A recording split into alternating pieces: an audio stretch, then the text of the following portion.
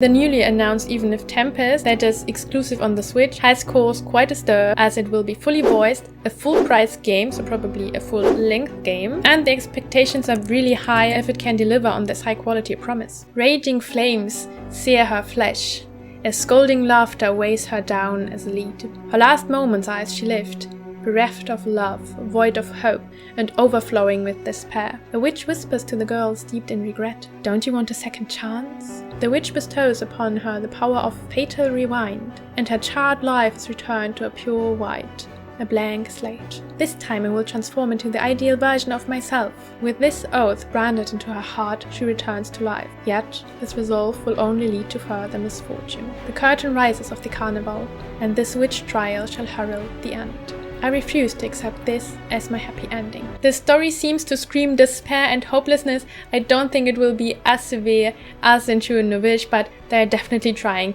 to write something very sad here and focus on the MC's new ability to rewind time and reinvent herself and make up for her past mistakes. On top of that, I would expect that every character has a dark secret, and of course that we find out what the witch's goal is. The MC is called Anastasia. Again, I read out the description on the website. A girl who has had to deal with her stepmother's cruelty since childhood. A musty attic room was once her whole world, but that all changed when she gained the ability to change the past with a fatal rewind. This unusual ability dyes her face crimson and raises the curtain on a new manner of tragedy. Is it just me, or does the English on the website sound kind of weird? I'm gonna use the Japanese version and rephrase it from now on. I noticed that in the trailer we see the MC crucified, and I kind of wonder what justifies this cruel punishment. Now to the LIs. First we have Lucian, the kind-hearted third prince of the country, who always has been a crybaby and has been looked down upon due to his mother's low status. So no one has high expectations for him. But after the heroine rewinds time, this completely changes. He becomes capable yet cold-hearted. Which of these personas is his true self? He also voices Dante in Pure Fiore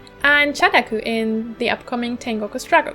私のことは覚えてくださっていますか? Cryis is the brotherly leader of the knights, who always acts like a gentleman with his attractive smile. This makes him despised by other men, though his followers are very loyal to him. As perfect as he might seem on the outside, as empty might he be in his heart. And he also will voice Jack in Tengoku no Struggle, and also voiced Alan in Cupid Parasite, and Kazuma in Lover Pretend. Tyrell から命じられて参りました。 Tyrell is the head of the Inquisition that aims at condemning the witch. He is extraordinarily clever and beautiful, but uses his cold attitude and whip to keep people at a distance. He has a strong will and sense of justice, but seems to be bound by something. And he also voiced Akito in Norn and Toda in Glock Zero.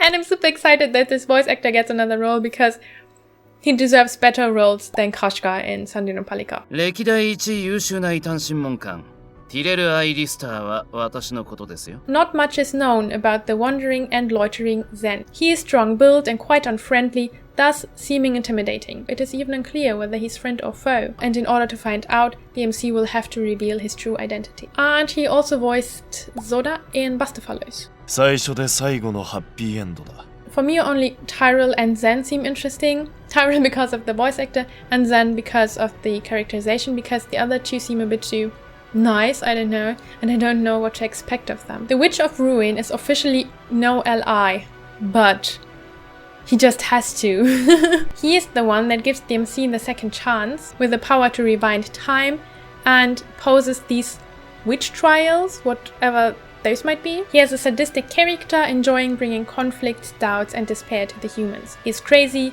and evil, cruel and cold-hearted, and no one knows what he wants. And he not only voiced Frankenstein in Code Realize, but also Keith in the upcoming Hamafura. 闇に沈む己の姿を And we have an ominous clown character with no description whatsoever. The scenario and direction is managed by the same person who also wrote for Norn 9, and the composer also composed for Black Wolf's Saga. So my judgment about the art is that it definitely looks better than the average Voltage game.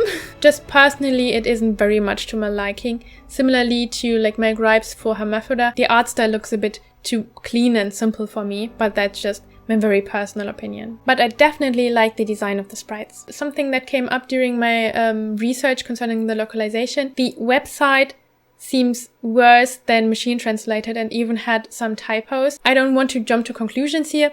I just hope and think they will put more effort in the localization than they put in the translation of the website. So, what can we expect from this game? The voice actors speak of unique story and gameplay mechanics in the interviews, and the witch trials are supposed to be like werewolf game-like mechanics, and I guess that's what they mean with the unique gameplay. Like a Danganronpa style werewolf game combined with the time traveling mechanic, but I don't know. And the story apparently promises good foreshadowing and a lot of twists regarding the characters and plot. So will it be like the other Voltage games on this list? And I think probably not. I think the company is clearly trying something new here, judging from the setting and the simple fact that this is a fully voiced and full price game. While other Voltage games tended to be more on the light-hearted side, this title undoubtedly will try to tell a very dark and serene story about despair and redemption, digging up the characters' pasts and finding out about the witch trials and what the witch's goal is. So I think we can definitely keep our expectations up, but maybe